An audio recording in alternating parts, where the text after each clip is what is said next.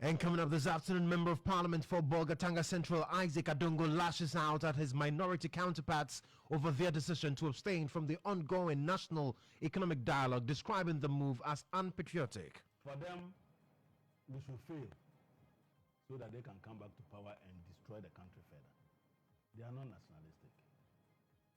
We'll also hear from the New Patriotic Party, who say the dialogue is a forum for lamentation. President Mahama has decided to bask on lamentations. Even in Parliament, the State of the Nation, he gave lamentation.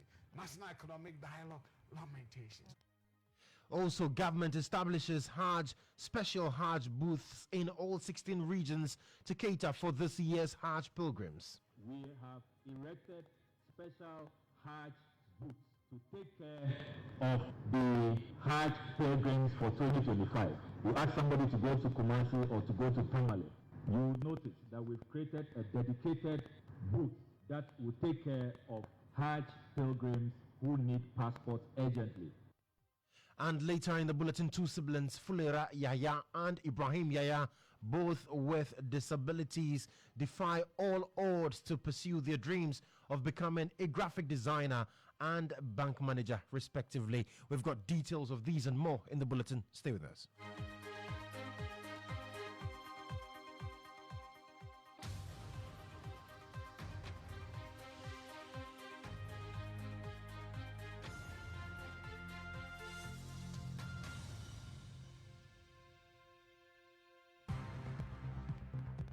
Starr News is coming to you live on Ultimate 106.9 FM in Kumasi, Empire 102.7 FM in Takrady, Zeps 95.9 FM in Zebila, Nissim 100.1 FM in Lamshao, My Star Radio in the USA, also live on Facebook on Starr 103.5 FM and on starfm.com.gh around the world.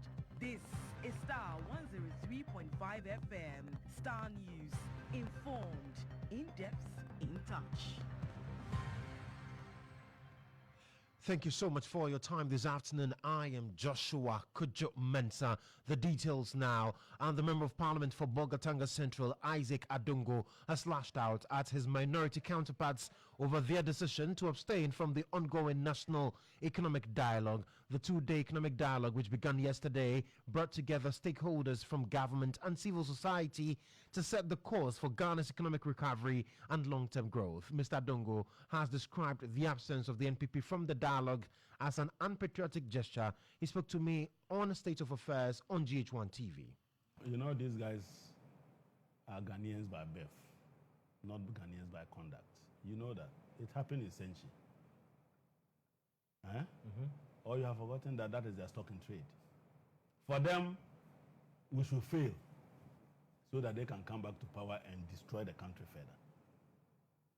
They are not nationalistic. But for every one MPP expert who could have held the process, there are 1,001 Ghanaians of equal pedigree who are willing to help the process.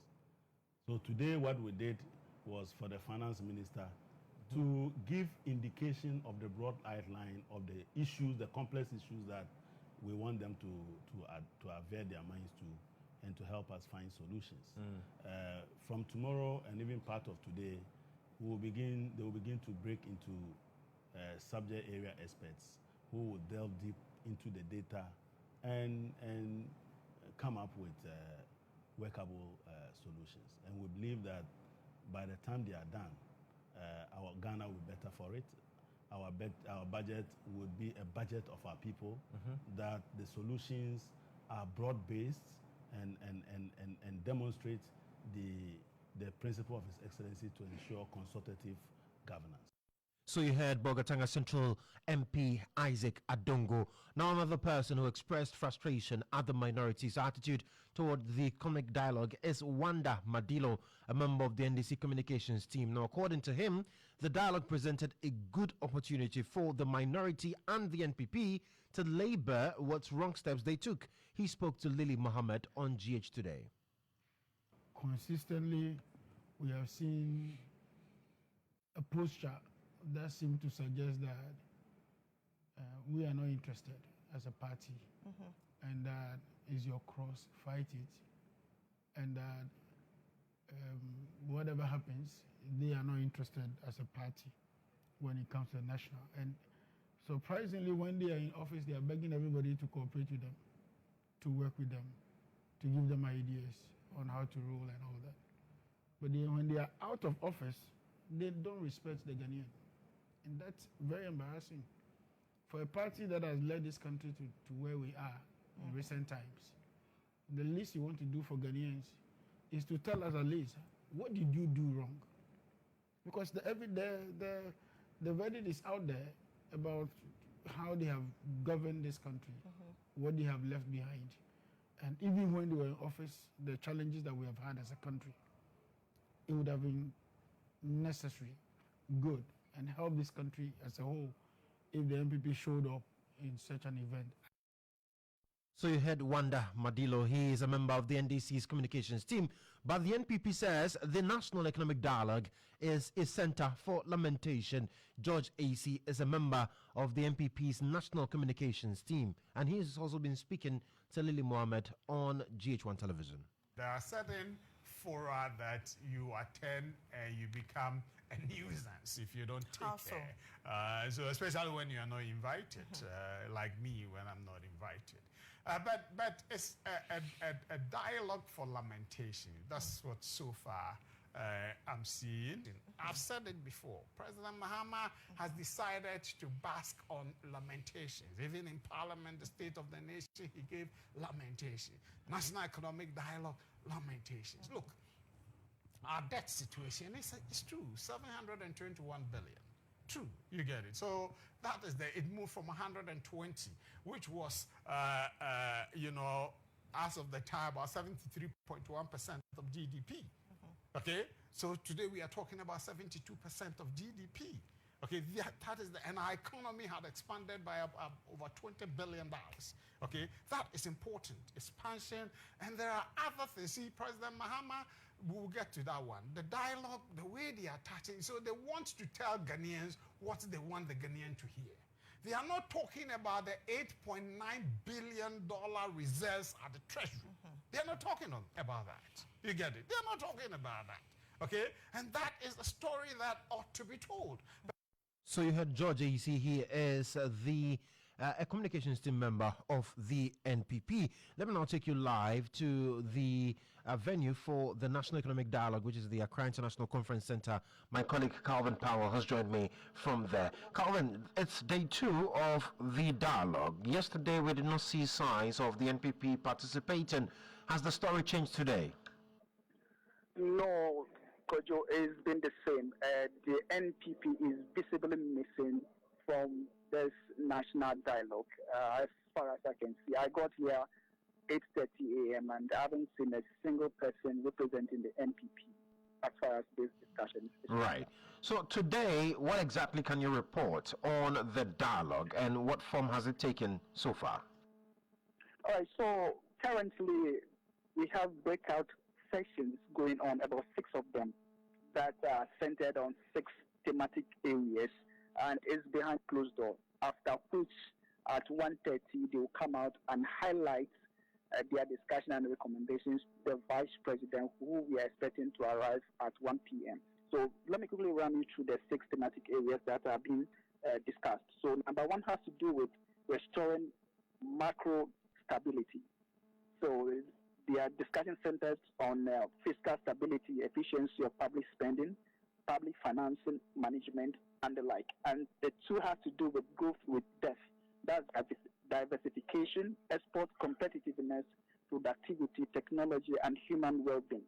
And the 3rd thematic area has to do with infrastructure development, where transport and connectivity, roads, energy, water, climate resilience are some subtopics that will be extensively discussed and appropriate recommendations provided. And the 4th has to do with structural policy reforms. That's addressing bottlenecks in the energy sector, just energy transition, and cocoa sector as well. And the 5th has to do with the private sector, the growth of the private sector, and it's one of the reasons that government is calling this discussion. Why? Because it is believed that the private sector has so much role to play as far as the growth of the Ghanaian economy is concerned. And last but not least, has to do with restoring good governance and elimination of corruption, which discussion will be centered on strengthening public institutions. If you recall yesterday, the finance minister stated categorically that some SOEs are not doing too good, and he made allusion to ECG and the cocoa board, where cocoa board, due to their forward sale of cocoa beans last year, the Ghanaian farmer and the government will be losing some $4,000 in the course of the year due to that transaction. So discussions will be centered on how to strengthen the weak points of these institutions to make their profitability come to being. So these are the 6 thematic areas that are being discussed behind closed doors, and when they come out to highlight them, we will address listeners accordingly. Very well. Thank you so much, Calvin Powell, for the updates from the Accra International Conference Center on day 2 of the National Economic Dialogue. Well, political analyst Dr. Asante has also been reacting to the minority's stance to abstain from the National Dialogue. Listen. I believe that the decision of the NPP not to represent at that function was totally wrong. If you believe in working together in Parliament, why can't you also work together outside Parliament if your goal is to save the interests of this country? The economy and every other aspect of it is critical. So I don't see any reason that will enable a political party not to attend a forum of this nature to share some of the ideas, perspective that they have on the issue. So it's very unfortunate. But they have their own reason for not attending. But I think that it is such forum that you get all manner of perspective on issue. Political analyst Dr. Kwame Asante. Now, board member of the Bank of Ghana, Isaac Adongo, has accused the previous MPP administration of manipulating economic data to appease Bretton Woods institutions. According to him, discrepancies in data presented to the IMF by government has compounded the country's economic situation. Listen. Go and read the IMF program. When IMF arrived in our country, our net international reserves could only serve 2 weeks. 2 weeks. Yes. 0.8% of GDP. When they arrived here in 2022. Okay. And the target they set for us, end period of the program, is that our net international reserves should be 2.7 billion. The end of the program, and you are already roaming at 8.9 billion. Why? What are you roaming at IMF doing? Why were you still at IMF? They are cooking the numbers, and you know that IMF itself has had reason to disagree with the numbers that were generated by Bank of Ghana. You have a program that says that by the end of the program, which you started 3 years from 2022, your reserve will be 2.7 billion. You haven't finished the program. You are in the second year, and you suddenly have 8.9 billion. So what are you roaming at IMF doing? So where are these figures coming from then? They are coming from their conjecture. You know, that was the reason I was very particular about Bank of Ghana several years. You saw that. Sometimes I wrote letters to the governor and said, look, the way you are calculating these numbers are not right. So you heard Isaac Adongo, Bogatanga Central MP, and he also says that the minority's description of John Mahama as a terminator is accurate, but clarified that the president is a terminator of recklessness and various irregularities under the MPP government. Excellency John Dramani Mahama is a ruthless terminator. A ruthless terminator? He should go to National Service Authority and ask them. He terminated Ghost at National Service. He terminated National Cathedral. Or they have forgotten that His Excellency terminated renting private jets. In fact, His Excellency John Dramani Mahama terminated a non-existent CEO that was running a port that doesn't exist. So yes, he's a terminator. He is a terminator of Yeka. Terminator of default in payment and declaring bankruptcy. He has terminated that. Look, if the people were so properly employed, we will be employing people, Ghanaians. We will end up employing more than the people who have been asked to go home for irregularities and for the fact that we are not too sure that we even have a budget to take care of them. So Isaac Adongo is Boga Central MP, and his interview has been trending. People have been reacting to comments that he made in that interview, and Nana Marco has joined me. Nana, what are people saying? Well, Joshua, specifically concerning him saying that NPP want Ghana to fail, and that's why they didn't attend the Economic Dialogue Forum. Now, when we go to Instagram, Braco says, haha, how can Ghana fail? If Ghana failed today, we will attribute it to you, as you did the NPP. We also have here on X, you have sacked ordinary Ghanaians that were employed, and you're organizing national economic dialogue. Hypocrites. Then we have Bazuli, who says they don't care about the progress of this country. You also have Bernard, who adds, but your government has created an impression to Ghanaians that MPP have mismanaged our economy and you are coming to do it better. So if they refuse to attend your so-called National Economic Forum, why are you complaining? Nana Chumasi adds and says, you said they did bad and you want them to come and contribute the badness again. Politicians and loose talk. We also have Godfred still on our last comment on X. When I hear people say this, then I begin to wondering if indeed we're truly who we say we are. So Adongo is telling us that he's telling us and he likes that they are in opposition, frustrating government business because they wanted it to fail. We have moved over to Facebook. George says, it sounds like you need their expertise to fix the economy. We have the men. Let's move. We also have Hillary. The people who said they criminally mismanaged the country. We don't want excuses to fix the country. Bright says, which of the dialogues under MPP did you participate in? George says, still on Facebook, it sounds like you need their expertise to fix. Okay, I'm repeating myself there. We also have Amwa. So without them, you can't succeed or what? Means that without them, you will destroy it. We have our last comment here, James, who says, you have now found your voice after being rewarded with a position on the Bank of Ghana board. See how miserable you were when they had not given you any position. Politicians. Well, Joshua, that's what they have to say. People are people when they get behind their keypads. It's very interesting. It is very interesting, yes. Vera, Nana, thank you so much for giving us updates on social media. Let's turn our attention to some other stories. An energy expert, Kwame Jantua, says the suspension of the gold for oil policy presents critical opportunity for a more thoughtful approach to the initiative, one that could better align with the country's broader financial and energy goals. This follows the announcement of the suspension of the country's gold for oil program by the governor of the Bank of Ghana, Dr. Johnson Isiama, due to unspecified policy and operational challenges. Now, the decision, according to the governor of the central bank, marks a significant shift in Ghana's economic strategy, as the initiative was originally designed to reduce reliance on foreign exchange for fuel imports and stabilize domestic fuel prices.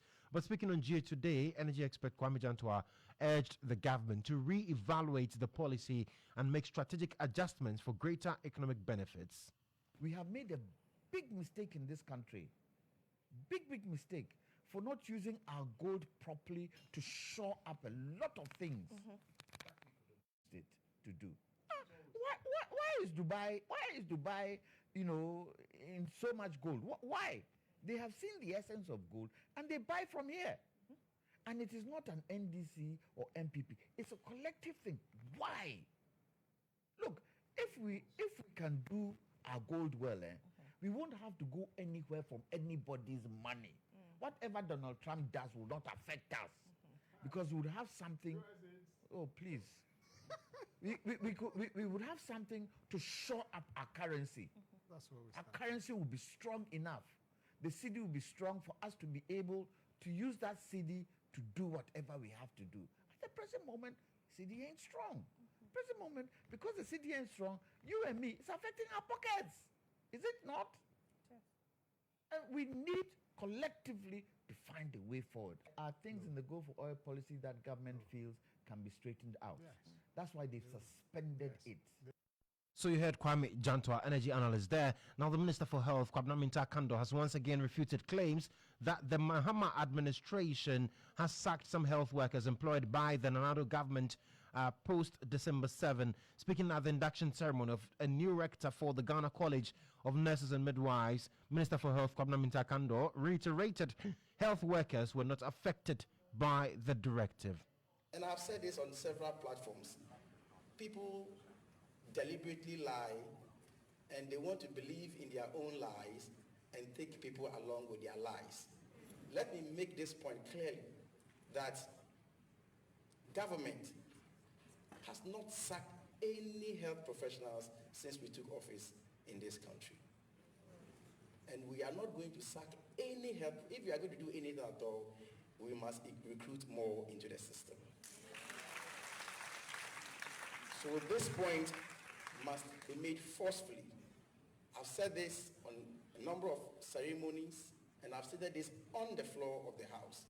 Kwabena Mintah is health minister.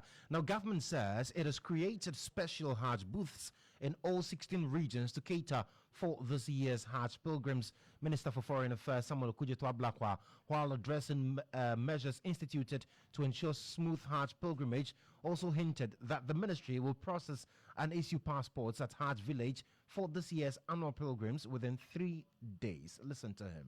Never in the history of the Hajj pilgrimage have we had passports issued at the Hajj village. But today, history is going to be made, and passports are going to be issued from the Hajj village.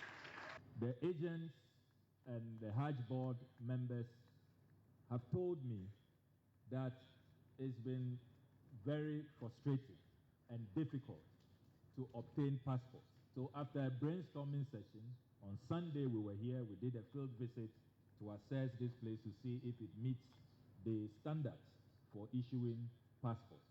And we came to the conclusion that we can carry out a satellite passport application center here at the Hajj village. And the beauty of what we are doing here as we make history is that we have set a target.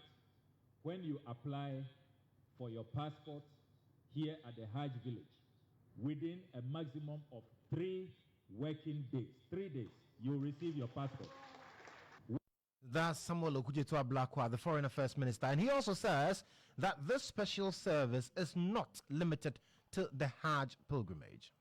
This special package that we have announced for our brothers and sisters embarking on the 2025 pilgrimage, it is not only a service that we are making available to Muslims exclusively. We want to place on record that as part of our passport reforms, to make sure that it is convenient for you to get passports, but not compromising on the quality and also the security, making sure that only those who qualify for these passports get it. We want the Ghanaian people to know that other religious groups, other associations, other organizations who require such mobile special services, you can just apply to us, and then as we have done for our Muslim brothers and sisters, we can do it for you. Samuel Okudzeto is Foreign Affairs Minister. Some good news there. Now, devout Muslims around the world have started a 30-day spiritual journey of fasting in the holy month of Ramadan. This sacred period is dedicated to self-discipline, deep reflection, and heightened devotion through fasting, prayer, and acts of charity. But what deeper significance does this report hold? In the following report, Starr News' Zuleyha Nuhu explores the essence and impact of this revered Islamic tradition.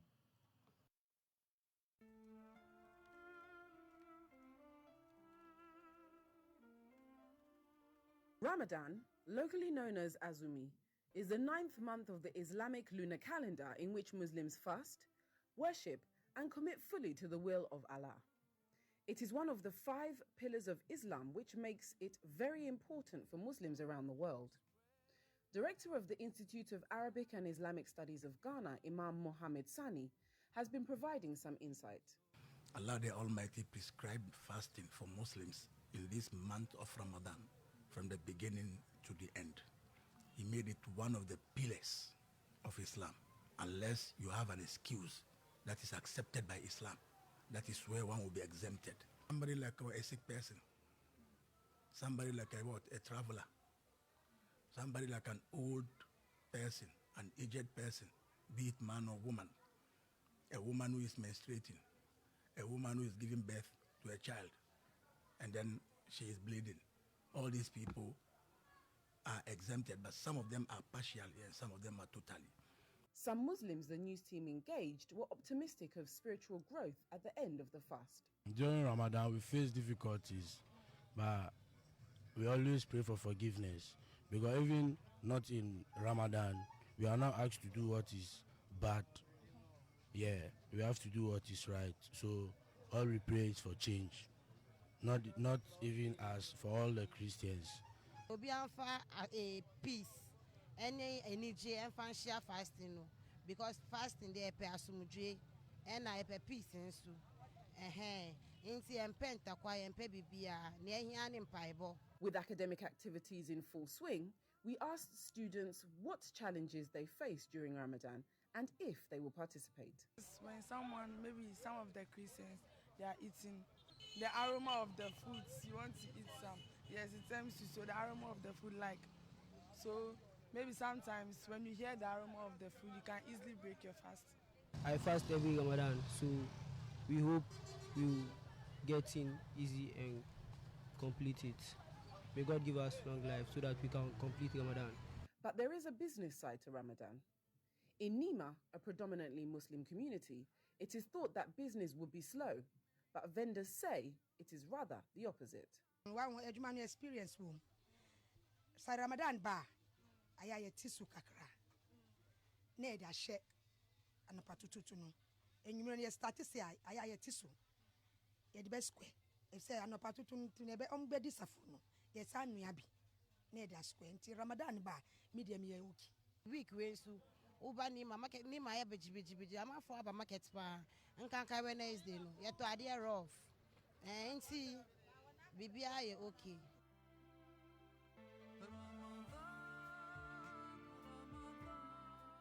So, if you have any Muslim friends or colleagues, do not be afraid to chow down. Just remember not to invite them to share in your meal. Well, at least not for the next 30 days. For GH1 News and Starr FM, Zuleha Luhu.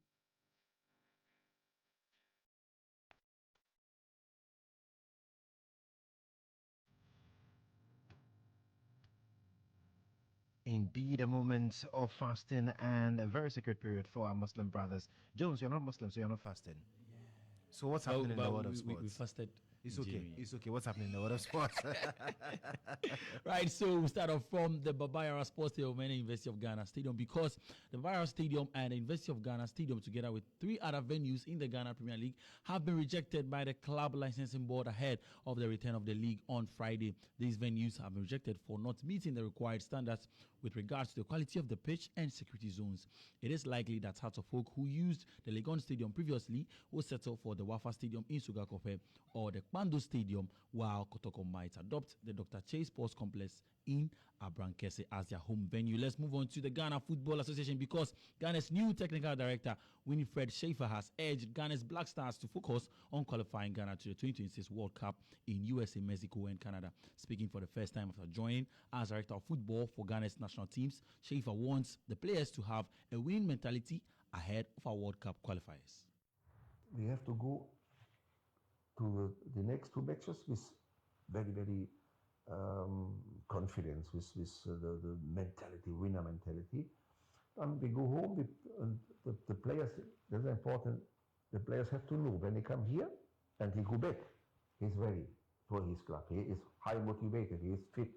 And nobody think in his home, oh, now I have to go to Ghana and the field is not good and the pitch is not good, the massage is not good. No, that is first what we have to do. Yeah? We have to bring the players, have to be happy when they come here, and he go back and then, hey, next time we win the next 2 matches. Then we can make a big step for the States, Canada, and Mexico. Yeah? That is what we have to do. All right, that's all for sports. My name is Jones, ADZI.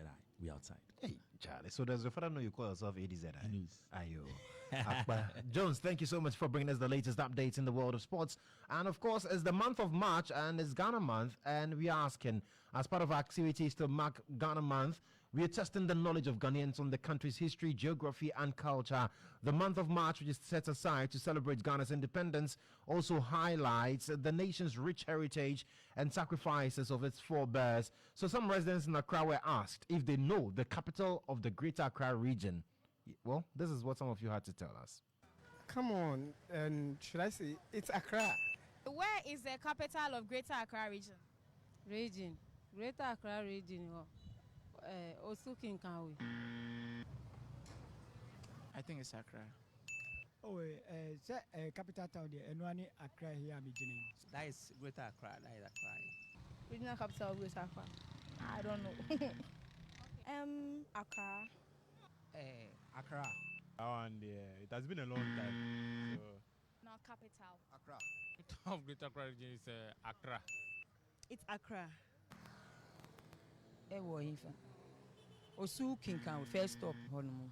Osu Kinkan first stop Honmu. I don't know how Osukinkanwe first stop becomes the capital of the Greater Accra region, but clearly very simple fact, but a very, very important. And yes, some people don't know, and I hope you know at the end of the radio. Well, that's how we draw the curtains on the Starr Midday News here on Starr 103.5 FM. There's more news for you at starfm.com.gh. I am Joshua Kodjo Mensah. Good afternoon.